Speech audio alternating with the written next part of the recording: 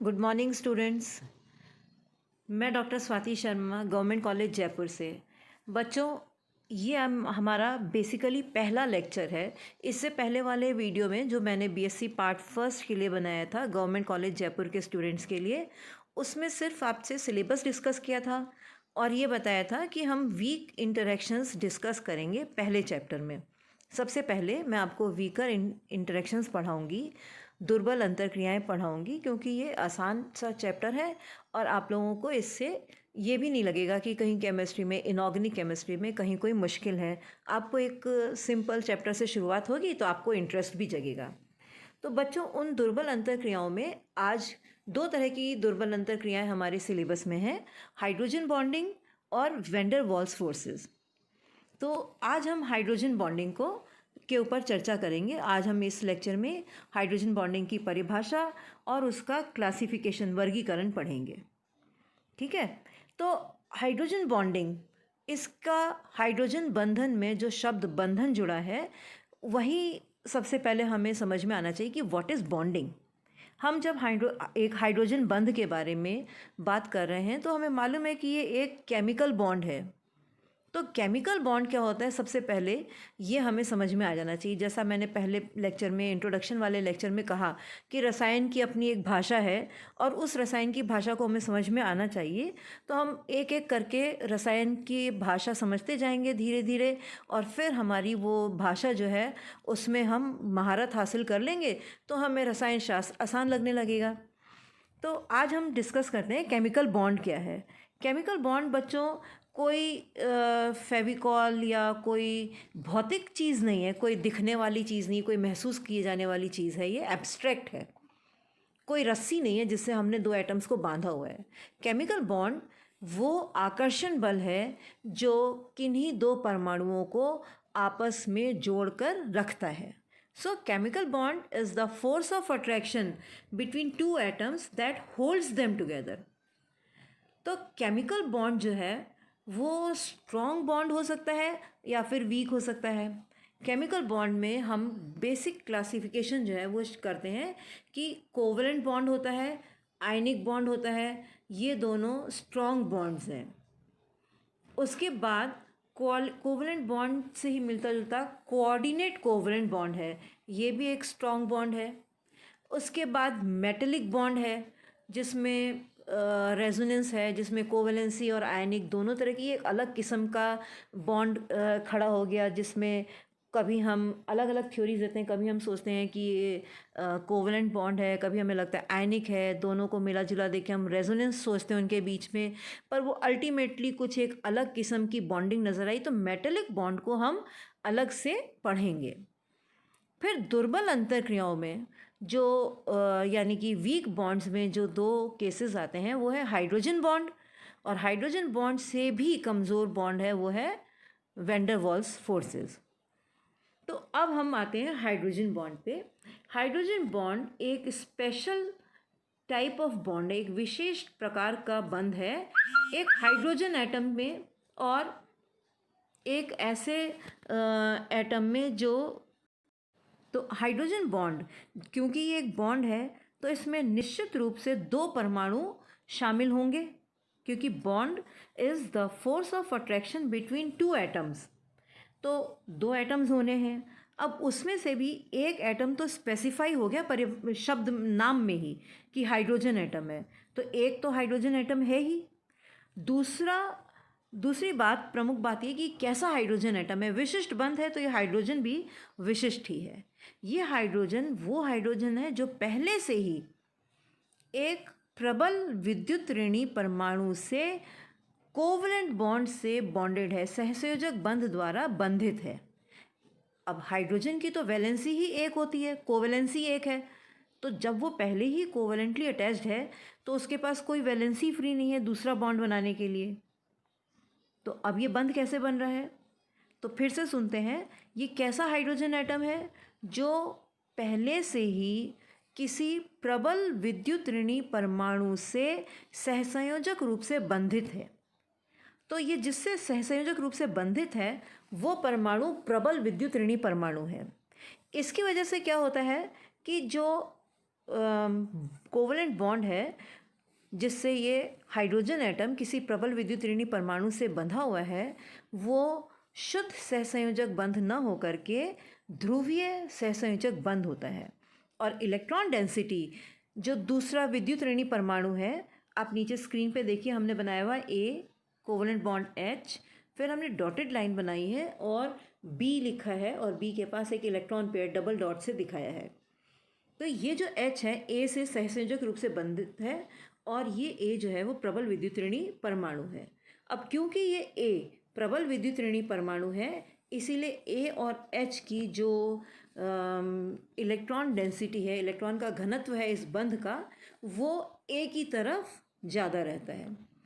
H इस वजह से इलेक्ट्रॉन न्यून हो जाता है, इलेक्ट्रॉन डेफिशिएंट हो जाता है, या सही शब्द है वो ये है कि हाइड्रोजन जो है वो एक नेकेड प्रोटॉन की तरह से फंक्शन करता है, क्योंकि हाइड्रोजन हमने देखा था कि एक प्रोटॉन और एक इलेक्ट्रॉन से बना होता है, और वो इलेक्ट्रॉन भी ए ने अपने पास खींच लिया तो ये एक प्रोटॉन रह गया। तो यहाँ पर जो हाइड्रोजन एटम है, it is simply a proton.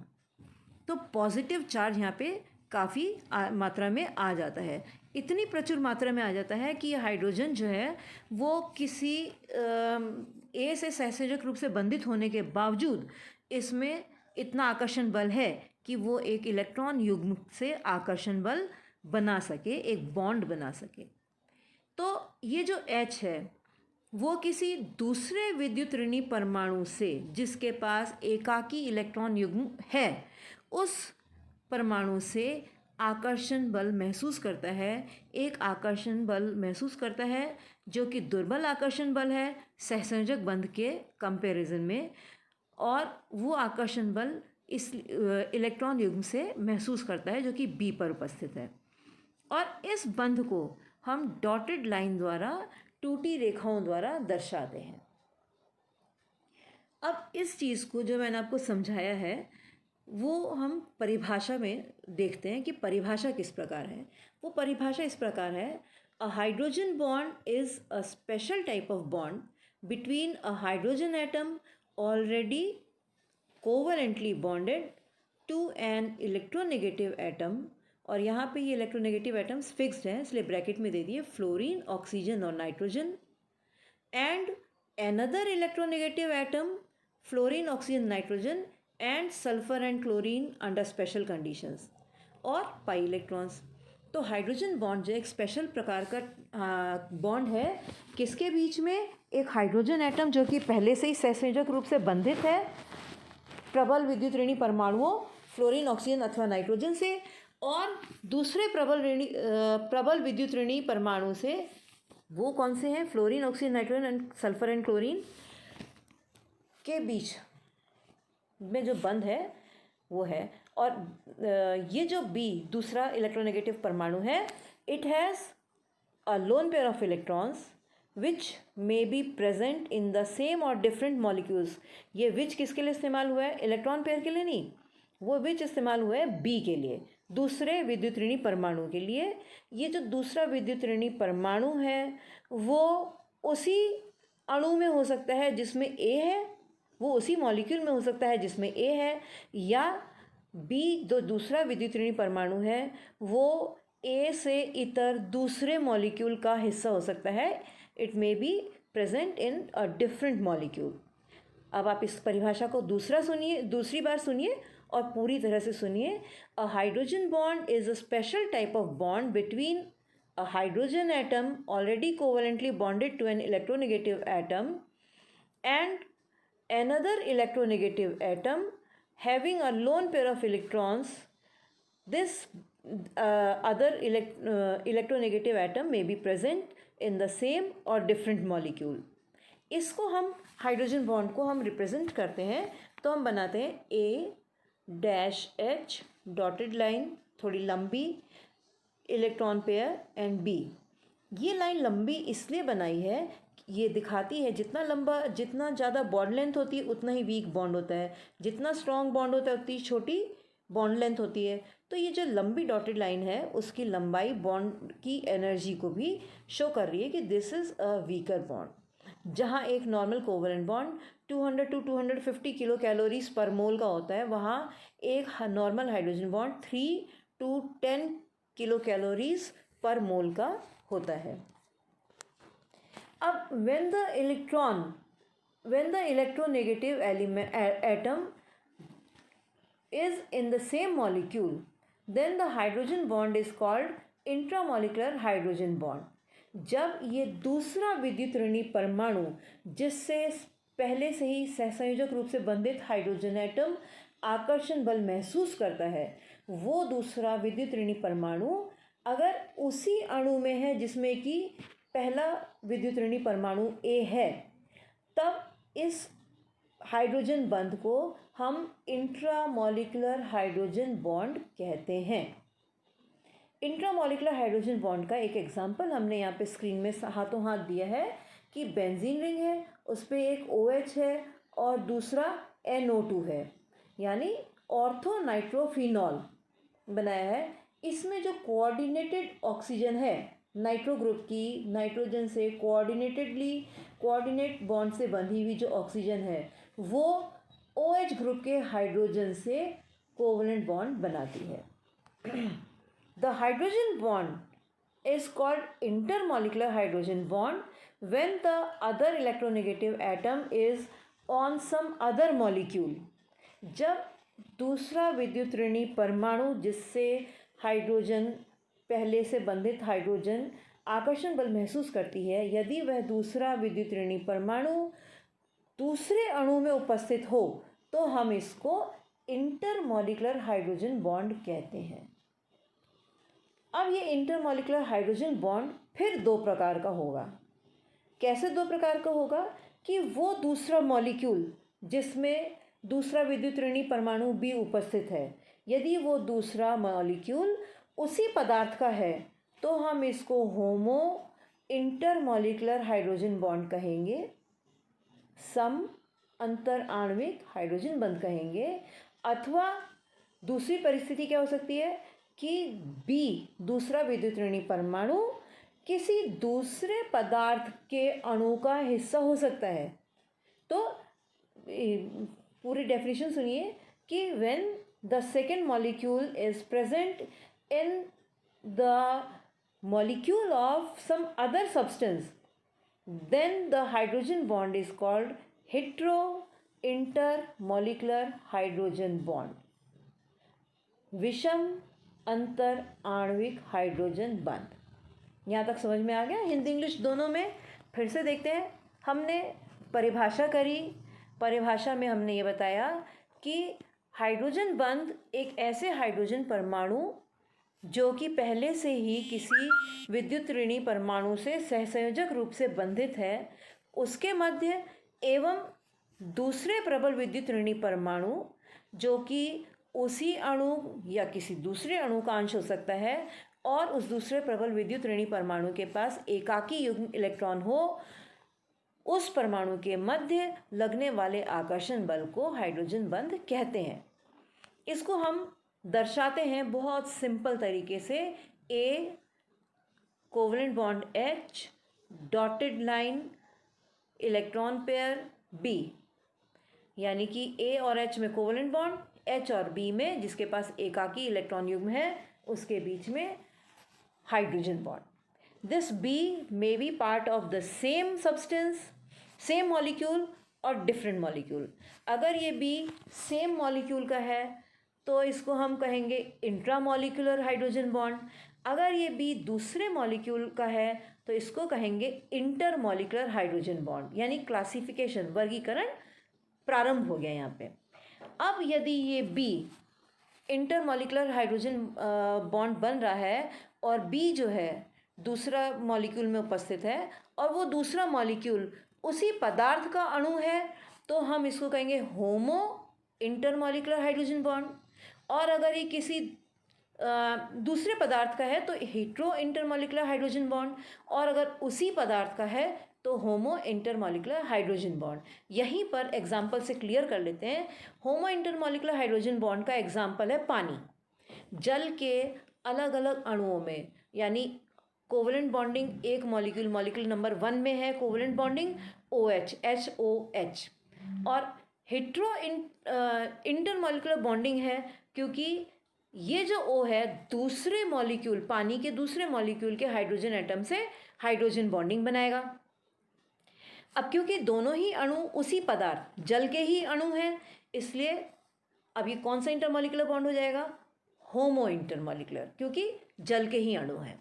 अब यही अगर पानी में अल्कोहल डाल दें और हाइड्रोजन बॉन्डिंग पानी के O और अल्कोहल के H से, और पानी के अल्कोहल के O और पानी के H के बीच में हाइड्रोजन बॉन्डिंग हो रही है, तो दो अणु हो गए, दूसरा विद्युत ऋणी परमाणु दूसरे अणु में, इसलिए इंटरमॉलिक्यूलर, और दूसरा परमाणु अलग पदार्थ का है, इसलिए हेट्रो इंटरमॉलिक्यूलर हाइड्रोजन बॉन्ड।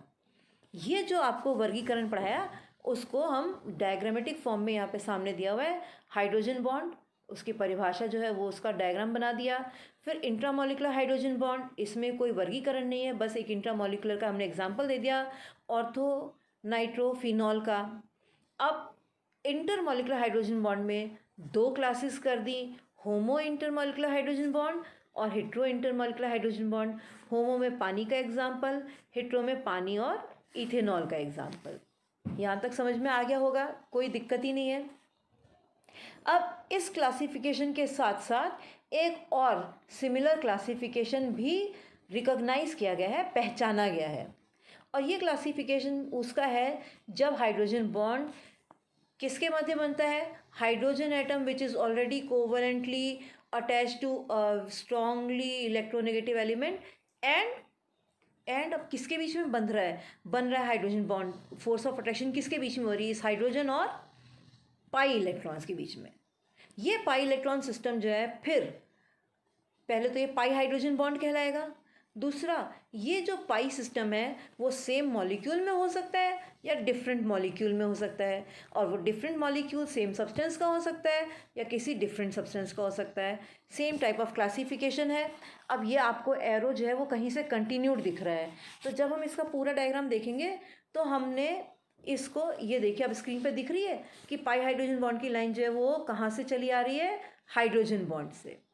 तो हमने हाइड्रोजन बॉन्ड को दो क्लासेस थी, पर अब तीसरी क्लास भी रिकॉग्नाइज कर ली, तो पाई हाइड्रोजन बॉन्ड जो है वो तीसरी क्लास हो गई। पहली क्लास हो गई इंट्रामॉलिक्यूलर हाइड्रोजन बॉन्ड, दूसरी क्लास हो गई इंटरमॉलिक्यूलर जिसके दो वर्ग हैं, तीसरी क्लास हो गई पाई हाइड्रोजन बॉन्ड। पाई हाइड्रोजन बॉन्ड के भी इंटरमॉलिक्यूलर और इंट्रामॉलिक्यूलर पाई बॉन्ड हो गए। इंट्रामॉलिक्यूलर पाई बॉन्ड में आपने देखा जैसे पहले था, कोई वर्गीकरण नहीं आगे, और ये बाइफिनाइल में ये लगा हुआ है आपका, तो एक तरफ जो फिनॉलिक स्ट्रक्चर है वो OH, और बाइफिनाइल की दूसरी बेंजीन में हाइड्रोजन और उसके पाई इलेक्ट्रॉन सिस्टम में फोर्स ऑफ अट्रैक्शन है, हाइड्रोजन बॉन्ड बन रहा है। This is intramolecular pi hydrogen bond. Intermolecular pi hydrogen bond देखिए तो इसमें फिर पहले की तरह ही होमो और हेट्रो सिस्टम हो जाएंगे। होमो में दोनों अणु जो हैं वो सेम पदार्थ के हैं। फिनॉल एग्जाम्पल लिया गया है, यहाँ पे आपको दिख रहा है फिनॉल में एक मॉलिक्यूल का H दूसरे मॉलिक्यूल के बेंजीन रिंग के पाई इलेक्ट्रॉन क्लाउड से अट्रैक्शन फील कर रहा है, हाइड्रोजन बॉन्ड बना रहा है, एंड ये आपको फिनॉल की लिक्विड स्टेट का रीज़न मिल रहा है, जैसे कि हमें होमो इंटरमॉलिक्यूलर हाइड्रोजन बॉन्ड में वाटर की लिक्विड स्टेट का रीज़न हाइड्रोजन बॉन्डिंग यहाँ पे नज़र आ रहा है। अब इसी तरह से जैसे यहाँ पे हेट्रो इंटरमॉलिक्यूलर हाइड्रोजन बॉन्डिंग थी, यहाँ पे भी हेट्रो इंटरमॉलिक्यूलर पाई हाइड्रोजन बॉन्डिंग है। अब एग्जांपल ये फिनॉल और बेंजीन रिंग का। फिनॉल और बेंजीन रिंग में फिनॉल का H, बेंजीन रिंग के बेंजीन, फिनॉल और बेंजीन, तो फिनॉल का OH में से H किससे अट्रैक्शन फील कर रहा है? बेंजीन के पाई इलेक्ट्रॉन क्लाउड से। ये क्लासिफिकेशन है। अब आप क्लासिफिकेशन को एक बार पूरा देख लीजिए, क्योंकि ये 2 पेजेस में आ रहा था इसलिए मैंने ऐसे दिया है। आप स्लाइड को मूव करके इस वीडियो में देख सकते हैं। हाइड्रोजन बॉन्ड को 3 मेन क्लासेस में क्लासीफाई करा, intramolecular, intermolecular and pi hydrogen bond में। इंट्रामॉलिक्यूलर का फर्दर क्लासिफिकेशन नहीं है। इंटरमॉलिक्यूलर हाइड्रोजन बॉन्ड का homo intermolecular and hetero intermolecular में क्लासिफिकेशन है। उसी प्रकार पाई हाइड्रोजन बॉन्ड में इंटरमॉलिकुलर हाइड्रोजन बॉन्ड का होमो इंटरमॉलिकुलर और हिट्रो इंटरमॉलिकुलर में क्लासिफिकेशन है। And then you have intramolecular pi hydrogen bond जिसकी फर्दर क्लासिफिकेशन नहीं है। आई होप इस वीडियो से, मैं उम्मीद करती हूँ इस वीडियो को देखने के बाद आपको हाइड्रोजन बॉन्ड की क्लासिफिकेशन तक समझ में आ गई होगी अलॉन्ग विद एग्जाम्पल्स। ये आपका एक क्वेश्चन आता है कि discuss the definition and classification of hydrogen bond की परिभाषा दीजिए एवं उसका क्लासिफिकेशन वर्गीकरण की व्याख्या करिए। तब आपको यहाँ तक का डेफिनेशन, ये जो 3 पेजेस हैं, ये आपको उस आंसर में लिखने होंगे। आज के इस वीडियो में इतना ही। Thank you.